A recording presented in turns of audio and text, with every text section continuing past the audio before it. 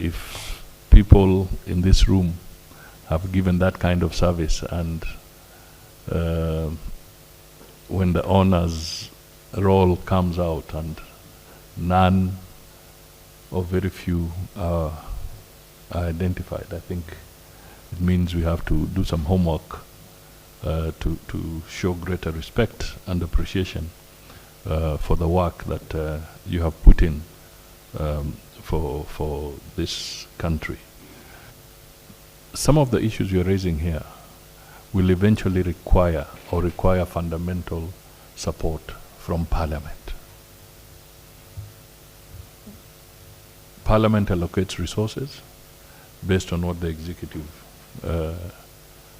requests or puts as propositions. So it has become much clearer that unless we tell our story to Parliament in a structured and organized manner, we shall have problems in raising resources to support foreign service and to deal with some of the concerns that you have raised.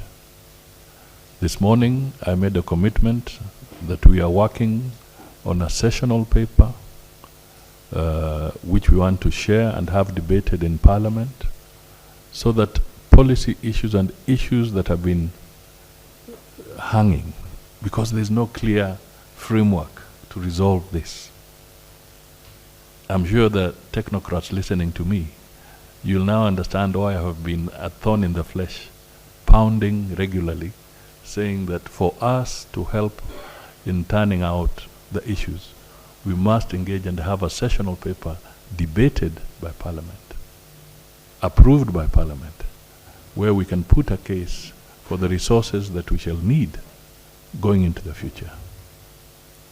We should not have a foreign policy that is confined to the corridors of the Ministry of Foreign Affairs. We must have a foreign policy that is owned by the people of Kenya through their representatives, through Parliament, and therefore they will be able to allocate more resources for us to tackle the concerns that you have. And we are doing it not for us, not for me, but for others.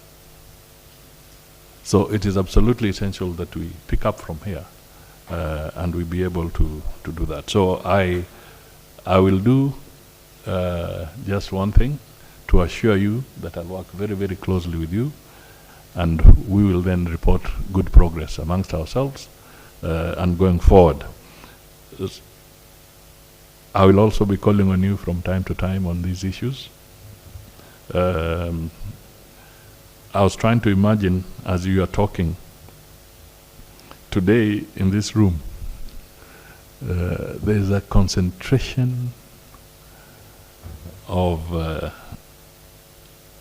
serious, high voltage diplomatic knowledge in this room, diplomatic and public experience in this room.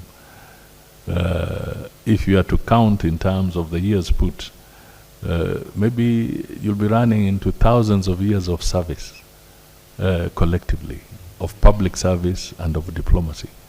And that reservoir of resource, surely we should not allow it to just disappear.